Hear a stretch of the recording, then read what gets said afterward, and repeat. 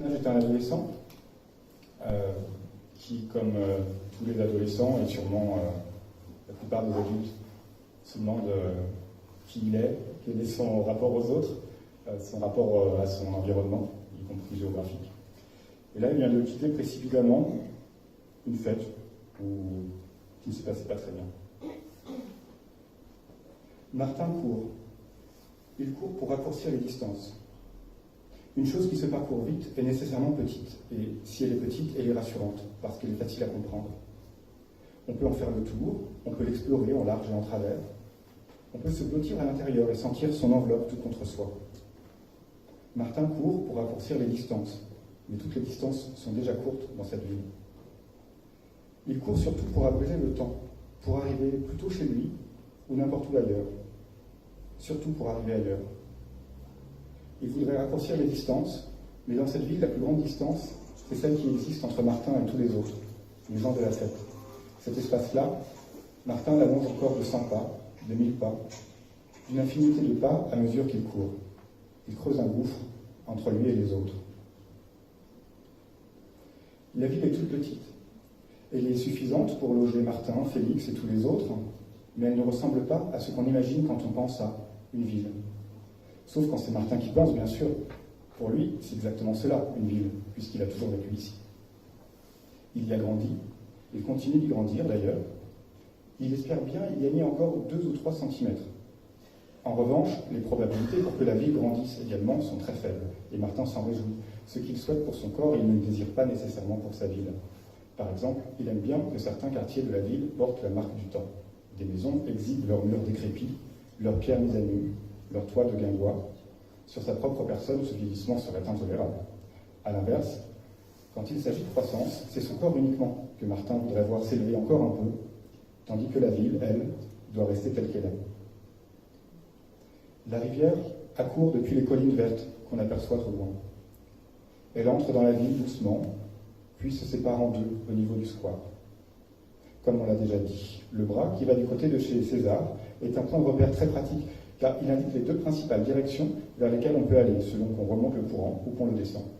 L'autre bras, en revanche, ne sert pas à grand-chose, parce que c'est un canal et qu'il est souterrain. Il ressort dans un quartier périphérique, un ensemble tranquille, composé de maisons juxtaposées, très similaires les unes aux autres. Martin traverse quelquefois ce quartier, il lui trouve un petit charme, à cause du canal, justement. Le goût de Martin pour cette promenade, si l'on veut être juste, tient surtout au fait qu'après ces maisons, c'est la campagne qui commence. Quelques champs sont posés, ça et là, ainsi qu'une pâture peuplée de bovins roux dont les cornes imitent la forme d'une livre. Ensuite, il y a un golf. Martin sait que l'idée même du golf contient d'absurde, mais celui-là n'est pas méchant, il vous réconcilie avec le golf. On y entre comme dans un moulin et la pelouse n'est pas tendue souvent. C'est un champ de plus parmi les champs, à sa manière. Parfois boueux et toujours vallonné. Il rampe au pied du château, car il y a un château, là-bas, au fond, et c'est le but de la promenade. C'est une forteresse de plaisance dont la construction n'a jamais été terminée, on ne sait pas pourquoi. 2 côtés délimitent une cour. C'est Renaissance, avec beaucoup d'ornements. Le 3e côté, c'est un simple mur de moellons, et le 4e côté n'existe pas, on passe à travers.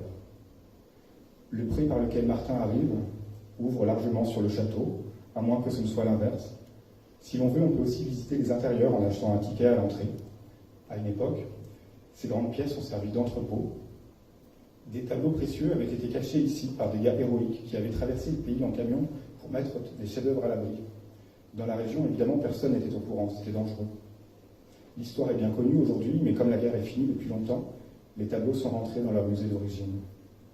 Ils ne sont plus ici, mais on a sûrement d'autres choses chouettes à voir lorsqu'on visite le château. Martin ne l'a jamais fait.